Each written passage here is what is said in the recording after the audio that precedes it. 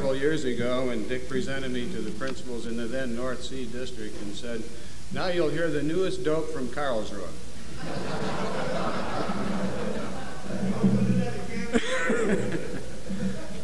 Actually, what he said to me during the break was, "Are you ready, or do you want them to go on having a good time a while longer?" He kept referring to the 40th anniversary, which is a gala occasion for dependent schools.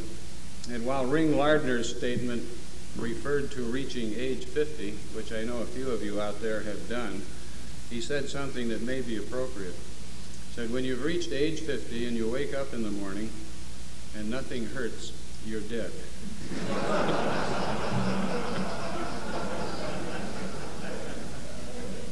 Working with DoDDS and around DoDDS is a little bit like working with NASA, and the more I hear of new things happening both in individual schools and in the organization generally, I'm reminded of a sign I once saw hanging over the entrance to NASA headquarters: "If it works, it's obsolete." Sometimes that's the impression I know you folks get trying to run schools. I'm not noted for being biblical, but I'm inclined at a moment like this to state that in the beginning, the Army created the dependent schools and saw that they were good. "Yea, though I walk through the valley of the shadow of death, I shall fear no evil, for I have spoken after Barbara Pope and before Lou Rubin, and no greater harm can befall me the rest of my days." There's only one story to tell about the dependent schools. It's a simple story and a true one. And the story is this: that from the very beginning, from the first days in October of 1946 until today, the teachers who have worked in the classrooms and the principals who have headed individual schools have worked long hours, often under very adverse circumstances, against incredible requirements. Some, as Barbara admitted, may have emanated right from their own headquarters, to get the schools accredited, to help all the students who wanted to get into college, to help the system protect what appears sometimes to be its image and preoccupation with test scores, but also to make teaching, working in the dependent schools, I think, one of the most exciting, rewarding, successful, and effective professional experiences in the whole of American education. And they've done this whether the school system belonged to the Air Force, the Army, the Navy, the Defense Department, whether it nearly went into the Department of Education, and whether it was divided into districts or regions, and whether it had directors or superintendents or chief school administrators, and whether it had all the supplies, equipment, services, and personnel it needed and deserved. That said, I suppose the remarks are concluded, but I am not noted for short speeches, I guess.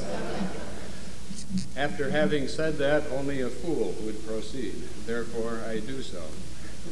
You know, you can read all this stuff in the book. I'm not really supposed to use this forum to plug a book, but it's all in the book. It'd be much more fun to tell you about the history that should be sent out in a plain brown wrapper. For example, I'd like to tell you about the time your acting director, Jerry Bloom, was the principal at Baumholder High School. It seems that the Baumholder German police had lost track of 2 prostitutes in the town and had reason to believe they were hiding out on the military installation. So the town authorities went to the chief military policeman and said, "We think these 2 ladies are on your installation. Can you help us find them?" This was in the early 60s. Many teachers still lived in the BOQs. The top Army cop, a major, then ordered his CID and military policemen to open and enter every BOQ room at precisely 6 o'clock in the morning. Jerry quickly learned out what the true staff relationships were on his staff, and the major quickly had a new job.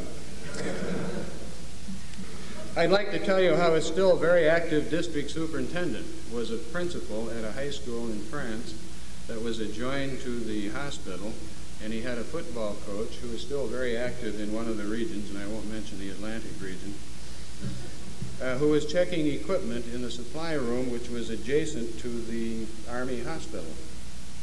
And only a swinging door with an off-limits sign kept the students from going back and forth into the high school building. It seems that two very attractive young ladies who were traveling in France had heard about the dependent schools, and they were both teachers from the States and decided they'd like to try to get a job in France. So this principal very willingly gave them application blanks, told them they had to fill those out and get a physical exam. They could get the physical exam at the hospital next door. He then called the football coach and told him the young ladies would soon be there. The football coach borrowed an intern smock from one of his friends in the hospital, proceeded to give the two young ladies their physical, and they were both hired.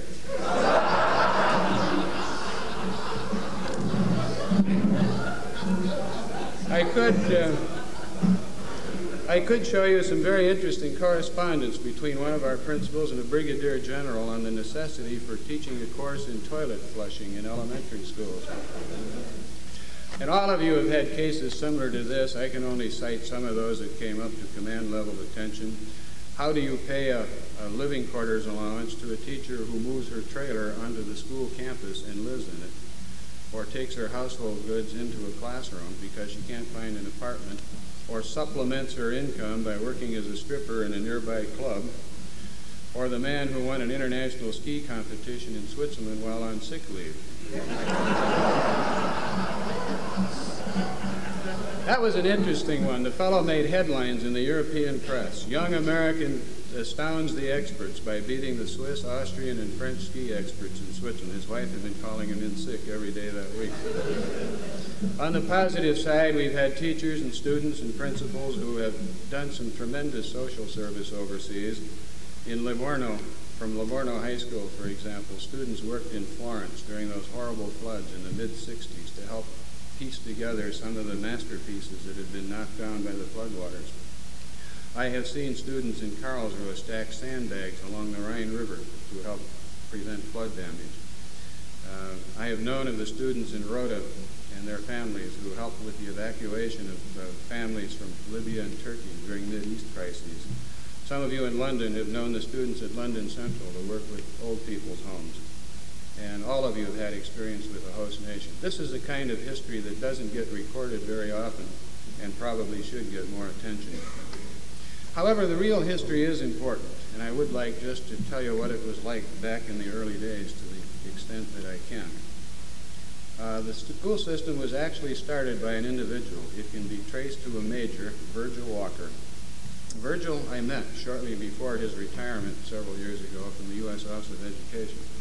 He'd been a school superintendent in Minnesota before the war, was drafted, found himself in Berlin as the war was drawing to a close, and his colonel one day, after attending a series of planning meetings on how an occupation should be set up, called Major Walker into his office, and his exact command Virgil Walker never forgot. The colonel said, "Walker, start me a school system." And those were the first words uttered to an action officer related to the dependent schools. He immediately assumed responsibility for personnel recruitment, curriculum planning, budgeting, the development of supply requirements, and the general supervision of schools. He had in his command 2 military officers, an enlisted man, and he found 4 American civilian educators in what was to become the U.S. zone of occupied Germany. They were a librarian, a specialist, a music specialist, and a secondary specialist. They had a unique problem in those days. They couldn't predict the number of students that might be present at any one given location.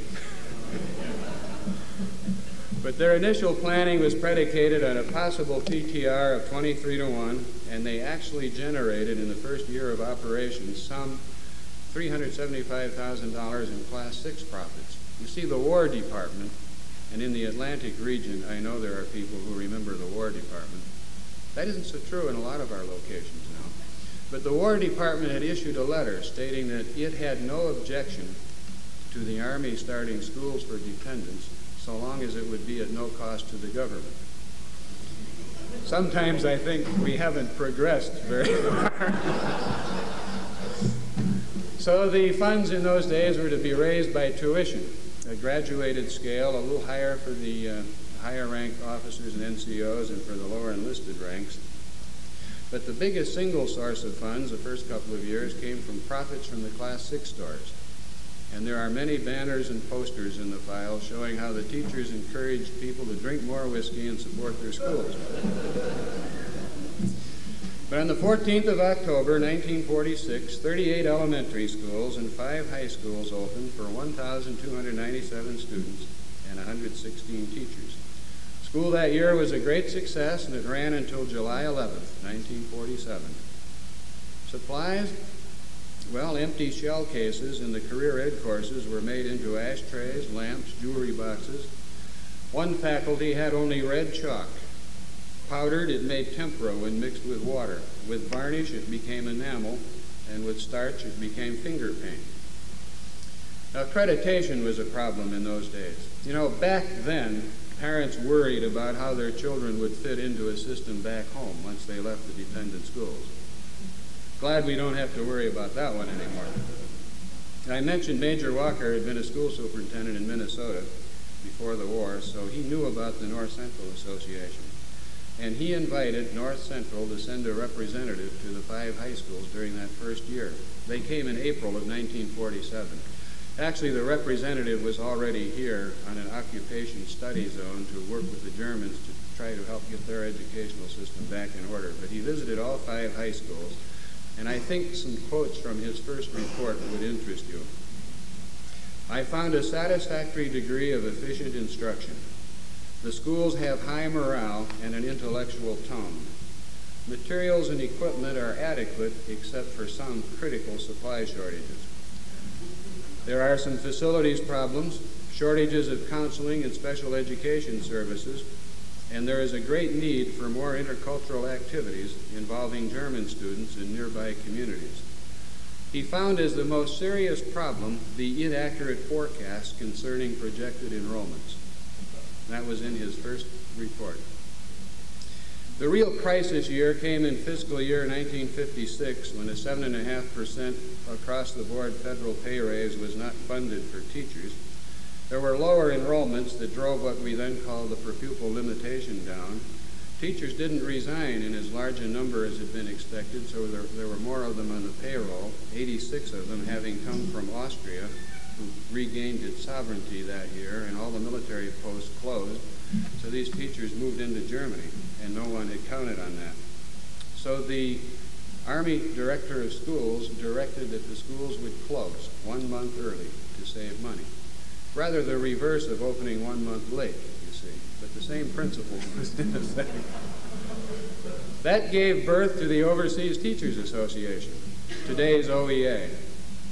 And some of those representatives charged into Washington and worked with Defense Department and Department of Army officials with a great deal of support from the National PTA.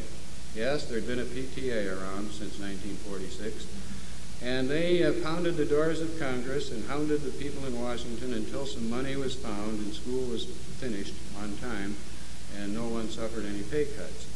That was also the year that the Air Force established the 7135th School Group and began that period of time when we had 2 parallel systems in most of Europe with a smaller version run by the Navy along the Mediterranean. Well, a couple other quick highlights. You know, I'm glad this speech isn't out in Iowa. Out there, people don't just look at their watches, they shake them when watching a speaker. Some of you can remember a DoD team that came over in 1962 and recommended that in spite of the advantages of separate school systems, each major command should continue to operate its own system. And a couple of years later, they recommended a merger that led in 1964 to the Secretary of Defense signing a directive that gave all the schools in Europe to the Army, all the schools in the Pacific to the Air Force, and all the schools left over in the Atlantic Islands to the Navy. And I know you'll remember the acronym USDESIA. And I know that newer folks won't really remember what that stood for, so I'll tell you what it was. United States Dependent Schools, European Area. Now that was a mouthful to say, but everyone associated with it was grateful to have that acronym because the first proposal was Department of Defense Overseas Schools, and that shortened to DoDDS. So far in the history of the dependent schools in Europe, USDESIA survived as an organization for 12 years, longer than any other single organization. Oh, we did all kinds of important things at USDESIA. We used to try to decide whether the district should have names or numbers.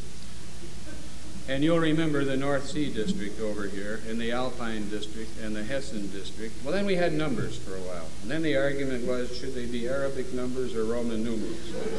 I don't want you to think we didn't make momentous decisions in those days.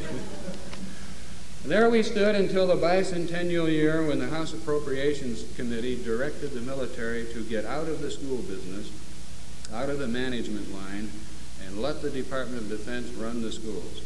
So Eustacia went away, and Dodzer was born for a couple of months till someone recognized that Europe has a U in it, and it was renamed Dodge-Ur.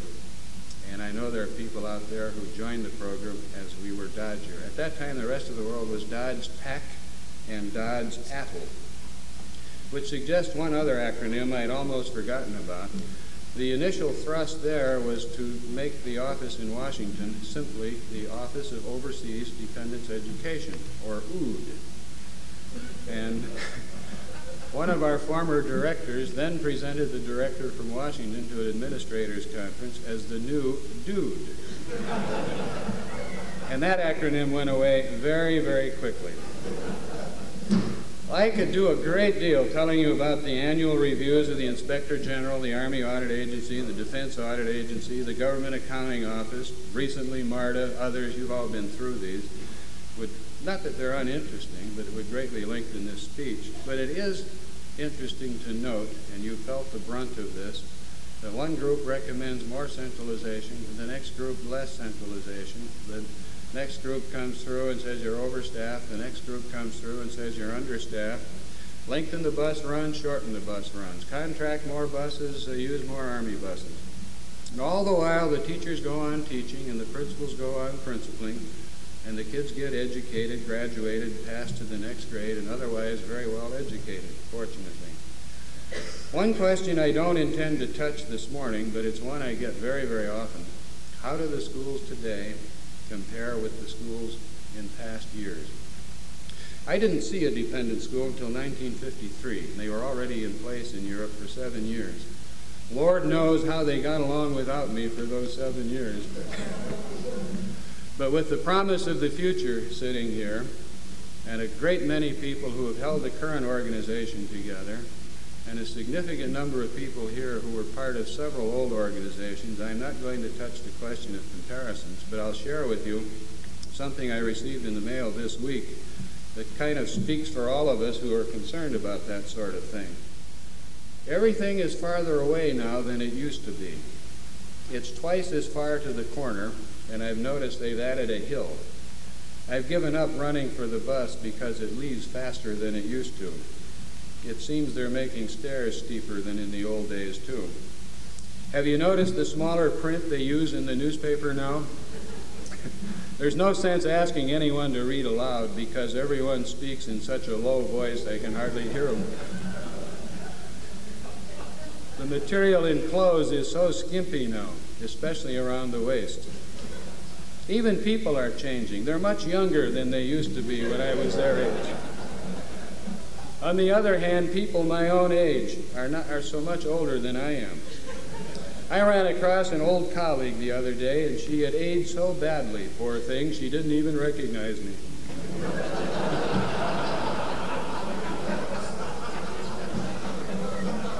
I got to thinking about that poor thing this morning, and in doing so, I glanced at my own reflection. Really now, they don't even make mirrors as good as they used to. Anyway, I think we might draw some humor and some parallels from that in looking at the evolution of the schools and fall back on the simple and true story. Dependent schools in Europe have had many directors and many superintendents in their 40-year history. And you know as well as I do, some have been aggressive, some have been intelligent, some have been arrogant, some have been generous, compassionate, cruel, forward-looking, stubborn. Some have been dreamers, realists, strong, weak, indecisive, positive, negative. I was very close to one director who was most of those things rolled all into one for a very long time. It hasn't mattered. The teachers, principals, people in this room have continued to do the job. And another parallel to draw in conclusion would be taken from Will Durant's final words as he closed out his history of civilization. He said, "History may be a record of war, famine, kings, emperors, that civilization is advanced by the people who raise crops, build towns, make love, and write poetry. And I think in the Dodge case, the dependent schools case, it's been the teachers and the principals who have built our civilization. And one thing my bosses back at Heidelberg asked me to say to you, General Otis, General Cannon, is to remember that you are very much a part of the Overseas Command and the NATO mission, and that the nation and the command are in your debt. And with that, I thank you for inviting me here today and to give you a chance to talk about my labor of love, and that's the history of this program. Thank you very much.